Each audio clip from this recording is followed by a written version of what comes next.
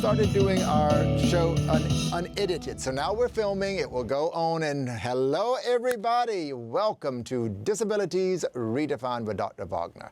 I am Dr. Truett Wagner. And on this show, we have the one and only Erin Noon Kay. Hey, Erin, how are you? I'm great, Dr. Wagner. How are you? All is great. Okay, we're going to start off. You have an incredibly successful podcast. Tell everybody out there. I know the podcast. I love it. Talk about your podcast for a second. Well, guys, if you're not familiar with me and what I do, I have a company called Claiming Disability LLC. It's a media company that works to educate, advocate, and empower the disabled community through media projects. And I didn't see the representation I wanted to see with disabled people in the media. So that's really when I started this podcast, and I started interviewing with disabled celebrities. I know sometimes there's kind of a narrative in the disabled community that there's not a lot of disabled representation. So I went out and sought to find it, and I've actually sat down with an amazing roster of guests, like Dr. Wagner and I were talking about earlier. I've sat down with Emmy-winning director, Oscar-nominated directors, Jim Lebrecht from Crip Camp on Netflix, sitting down with actors and actresses, Lolo Spencer, who's on HBO Max. I think there's a common connection that we all have as disabled people. I don't consider myself an actor. I'm a podcast host, but I think disabled actors really want to give that representation to the disabled community in media. And I've just been really lucky to come in contact with some really amazing guests, like you're saying, Emmy-winning director Paris Barkley, Rodney Buford from the Netflix Jeffrey Dahmer series, which actually is up for multiple Emmys, and it's won Golden Globes. And I'm just really excited to see all this disabled representation for the community. Yeah, well, yes. And while you're speaking about that, because you're becoming very popular, I always want to ask this when I'm speaking to somebody who has a pretty successful podcast like yourself, but because I still have to find my guests, I'll be honest with you. Unless they're in New York, I have to, go out and ask them and, can you be on the show? And a lot of people in New York will come to me because the show is seen here in New York City. But as far as social media goes, which you're very good at, are they starting to come to you now, potential guests, or do you still have to seek them out? Absolutely. With some of the big name guests, they are very busy. They have very tight schedules. And so I usually do all the contacting for that myself. But yeah, I mean, people ask me all the time to be on my podcast and various things. And, it's since I do all the elements of my podcast, I do the editing, I do the production, I do every piece of my podcast. I have to be conservative with my energy and my time of, who's on the podcast. Obviously, you're on the podcast with my lovely guest host, Andy Arias. Dr. Truett and I know each other just from years of just talking about disability rights and talking about disabled representation in media, and particularly in Hollywood. So obviously you're a very important episode. But yeah, I seek out a lot of these guests, and it's interesting because, like I was telling you earlier, how I met Emmy-winning director Paris Barkley is actually through Twitter. I had written an article about the disabled representation in the Dahmer series and posted it on a disabled website, talking about disabled representation in media. And we were talking on Twitter, and I just tagged him, and he happened to see it. And I was like, hey, Paris, Emmy-winning director Paris Barkley, would you be willing? And if you guys aren't familiar with Paris Barkley, so he's worked on the Jeffrey Dahmer series, which has over 1 billion views on Netflix. He's also worked on Glee, Sons of Anarchy, just a multitude of shows, and he's been in over 260 television productions. He's created a lot of movies. He created the movie The Cherokee Kid in the 90s, the Sinbad. So his reach is just phenomenal. Like, I couldn't even believe somebody like that would talk to me. But again, it's because I feel like all the media that was geared towards Dahmer Monster, the Jeffrey Dahmer story, was negative media on how this series shouldn't exist. And when my article, I was focusing on, one, the disabled representation, which is amazing in the series, and two, violence, unfortunately, violence and disability in the criminal justice system is rampant. So for me, there's that correlation of we need to be talking about these issues, even if it makes us uncomfortable. Media can sometimes make us uncomfortable, but it can also make us think. Well, that is a very good introduction to my next question, because you do not mind going there. I don't. Yeah, you do. Well, good, because, you know, the overall question is, what do you think makes you such a good interviewer? And is it difficult to kind of go into this controversy? For example, you just spoke about the Jeffrey Dahmer series on Netflix. There were a lot of disabled actors in there. Who was the secretary? I mean, I love her. I'm a big fan of hers. I love Nicole Evans. We don't even know she has a disability in that series. I love that you brought that up. Yeah. Because she's using a wheelchair and nobody even knows. My friend Ron Banks, who's also an actor in the Dahmer series, is autistic, but his character wasn't necessarily autistic in episode 9, Silenced, where he made his first appearance. Like, it's just really interesting, you know, making those connections and being like, all of this disabled representation. I understand the controversy, and obviously if you've been in the news and in the know with the Jeffrey Dahmer series, there's kind of that discussion happening of, should we be discussing crimes in that way? That kind of romanticizes it. But again, there was a lot of disabled representation in this series. Like, the positive moments of this series and these amazing cinematic scenes where you can actually experience being deaf, like Rodney Buford in the series, who plays Tony Hughes, Jeffrey Dahmer, I believe, 9th victim.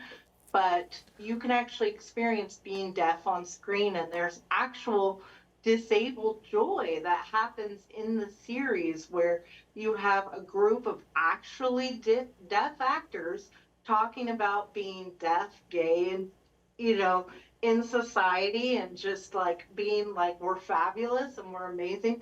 So talking with Paris, he's like, I wanted to create an empowering narrative for Tony Hughes. I wanted to tell his story, you know, and then you have the scenes where he's interacting with his family and his family's using ASL. And I want to point out, the Jeffrey Dahmer series on Netflix was one of the first series to portray Black ASL on screen, as opposed to the standard ASL. Yes.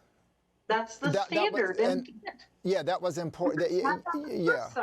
It was almost that a lot of those areas of representation were completely overlooked because people were so concerned about the Dahmer story being told, and as you said, you used the perfect word, romanticized. It was a tough call, and therein lies back to the question, Do you think that's what makes you so appealing as a interviewer?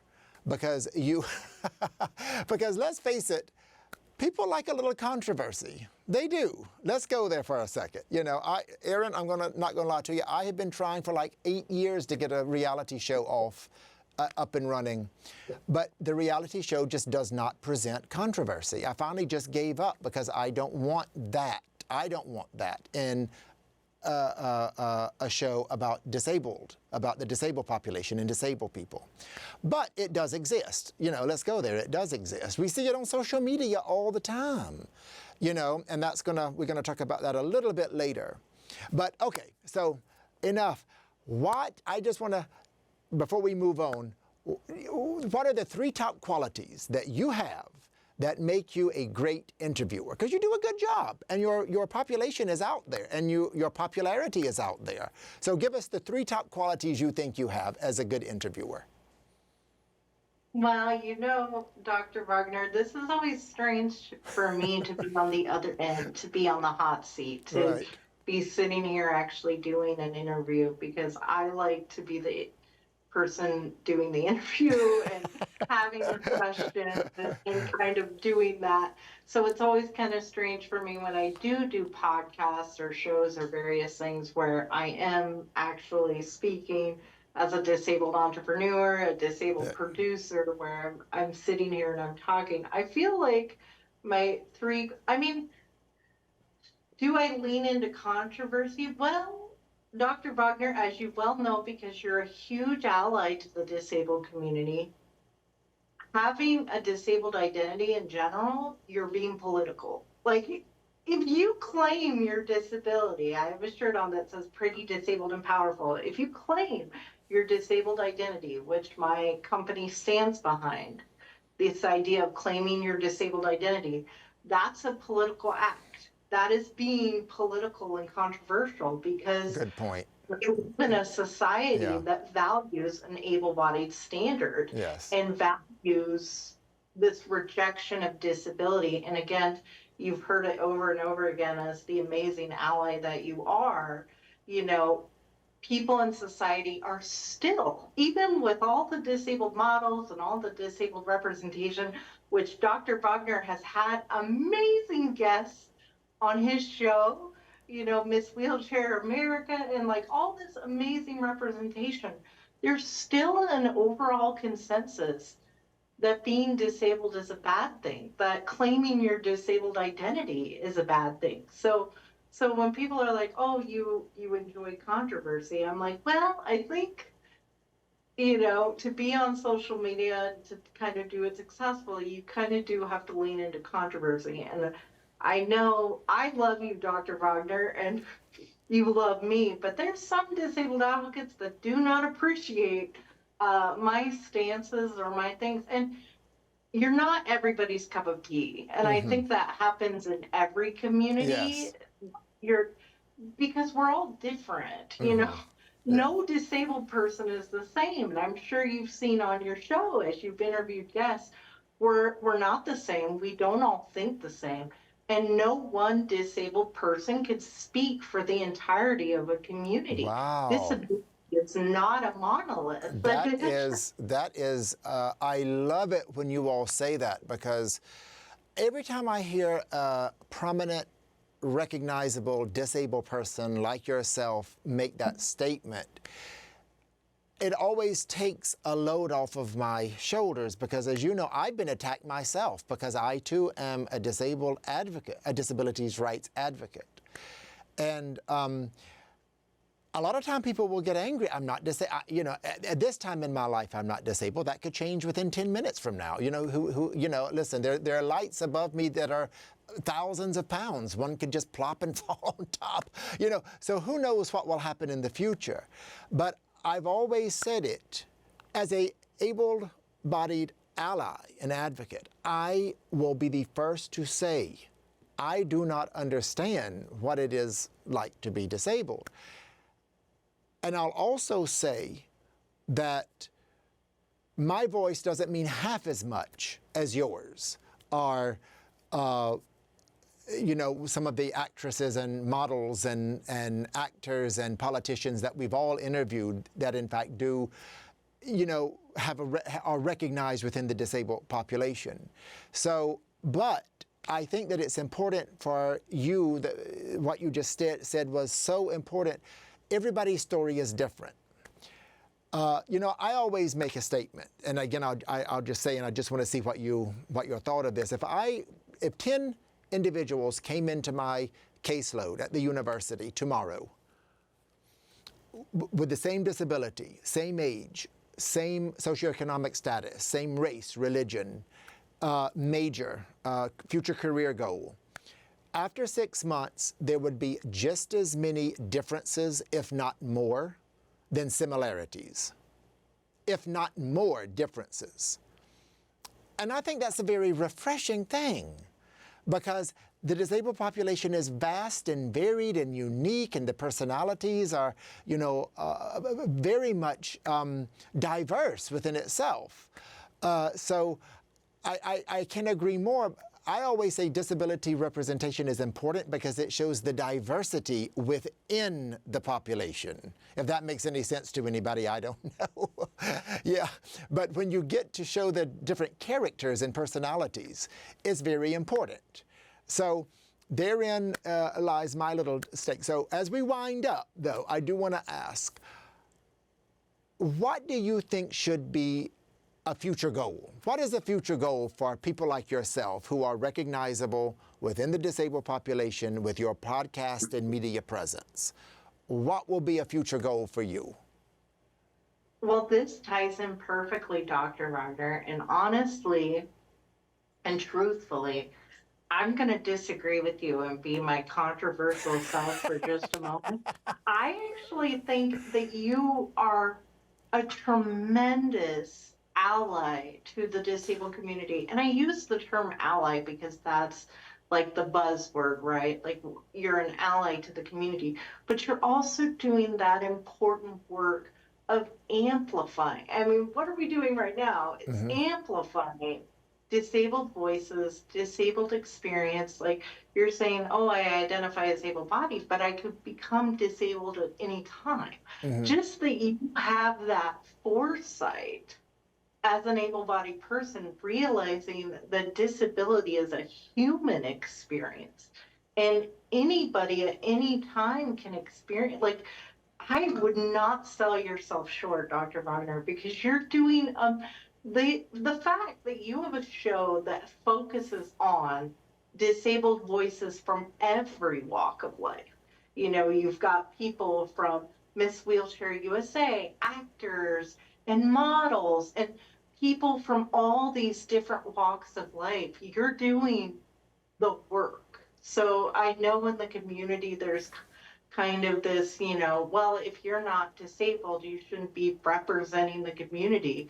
I'm like, you're amplifying our voices, which is the whole point, is amplifying our voices. And what I would want to see is people embody what you just said, just that simple idea that anybody can become disabled at any time. And we're not necessarily a separate community. I mean, people use the terminology temporarily able-bodied. Like you're temporarily able-bodied until you become disabled. And yes, I would love to see more focus on accessibility, more focus on disabled media representation from authentic disabled writers and producers.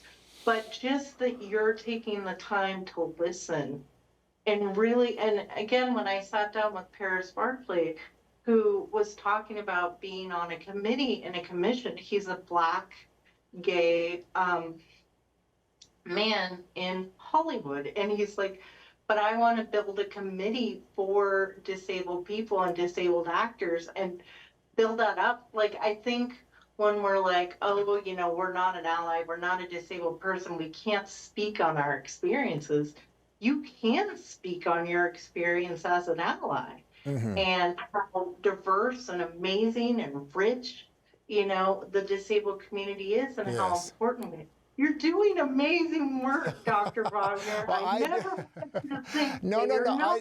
I don't. I'm not selling myself short. I appreciate that. I love that. I love you. I love all of my history and career. I just made that statement because, as I've told you and before, I've only now started going public with this because a lot of times it's these messages that I don't share. But I have been, verbally attacked several times in the past. Once even here in New York City, because when the show first started. I don't know. I was always sitting down. It was before we started doing our documentaries, and I was out in the street. I think it was downtown in Chelsea, and a lady actually said, he does the show and he can walk. And her son was like, Mama, he never said he couldn't walk. And she got very upset that she was seeing me walk. I'm like, I don't know where she got that idea from. But anyway, so I think you've, well, in some ways you did answer the question, but I do want to ask if anything else, what's new? What do you want to happen? 10, 5, 1 year from now, what's going on with claiming disabilities other than doing amazing work and great t-shirts that I love to wear that and that we're finally going to get you to New York City. What would you like to, is there one goal that you would like to share with us? Is there something that, because you've done it all, you're modeling, acting, podcast, you're a great writer. Anything you haven't done that you would like to do? I mean, with my company, Claiming Disability, I would love to see, obviously you, Dr. Wagner, you've been so supportive of my company and so supportive of disabled entrepreneurs in general. I'm just so ridiculous. I'm so grateful that people identify with my brand, identify with what I'm trying to do. I love the brand. I love the brand. It's great. And I know this is a tale as old as time, but when I started Claiming Disability LLC, and you've been with me through this journey the entire time, the ups and downs, I had a lot of people who were like, disability pride, what a joke. Like, why would you be proud to be disabled? You need to be ashamed of that, essentially. And why would you ever build a company around that idea? Disabled people are never going to rally around this idea. And it's really interesting. Now I have a network of 20K followers and, people from my podcast and connections I've made with Oscar nominated directors and Emmy winning directors. And I'm like, yes, there is a place for disability pride. There is a place to be proudly disabled of yourself and your identity. And if you are a disabled person watching this and you don't necessarily feel proud to be disabled, that's okay. Disability pride is a journey. You're not always going to feel proud of your disability, and it's a complex feeling. Like, you can be proud to be disabled and also upset with the current injustices that are happening in our society with inaccessibility, discrimination, all the policies and currently things that are happening with the Americans with Disabilities Act, as this month is the 33rd celebration of the Americans with Disabilities Act. It's systematically getting torn apart. We can be upset by these injustices and still celebrate our community and our culture and our history. That is a great way to end. Thank you, Erin. It was amazing, as always, and you look gorgeous, I'll have to say. Thank you very much. Thank you, Dr. Wagner. I love you so much. Okay, take care. Don't go anywhere. Let's see if we can still get some pictures in. I think we're through.